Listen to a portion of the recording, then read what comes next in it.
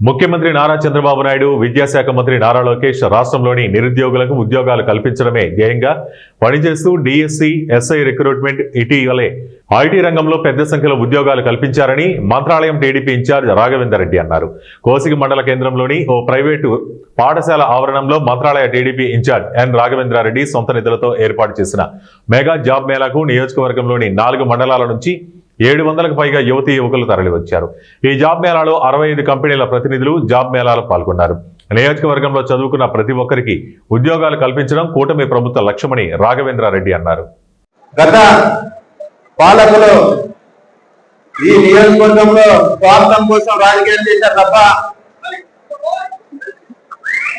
ఎవరి స్వలాభాల కోసం ప్రజలు కానీ ఎవరు ఉన్నారని కానీ ఎవరు ఏ రాజకీయం చేయలేదు. మా నాన్న ఉన్నప్పుడు ఒక మాట అనేవాడు, ఈ నియోజకవర్గంలో బడుగు బలహీన వర్గాలు ఎక్కువ ఉన్నారు,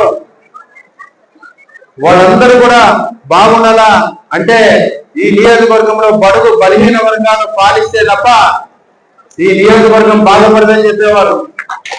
అదే విధంగా మన ముఖ్యమంత్రి వర్యులు నారా చంద్రబాబు నాయుడు గారు, ఐటీ శాఖ మంత్రి, విద్యాశాఖ మంత్రి నారా లోకేష్ బాబు గారు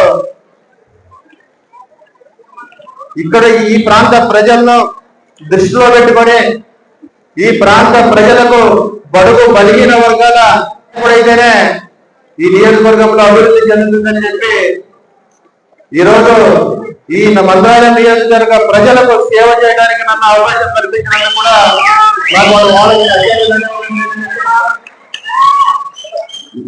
నేను ఒకటే చెప్పదలుచుకున్నా, బజార్లో దేవుడు దేవుడు దేవుడు అని చెప్పి నేను ఇంట్లో తయారని ఉన్నాడు.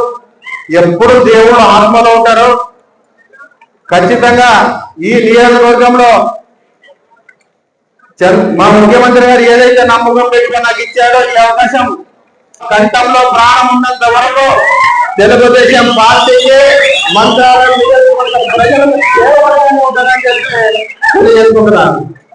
కాబట్టి ఎప్పుడు కూడా మంత్రాలయం నియోజకవర్గ ప్రజలు బాగుండాలంటే ఏం చేయాలనే మా కుటుంబం ఆలోచిస్తారు తప్ప ఏ ఒక్కరోజు కూడా నా స్వార్థ సలామణ కోసం రాజకీయం చేయడం లేదని చెప్పి తెలియజేసుకుంటున్నా.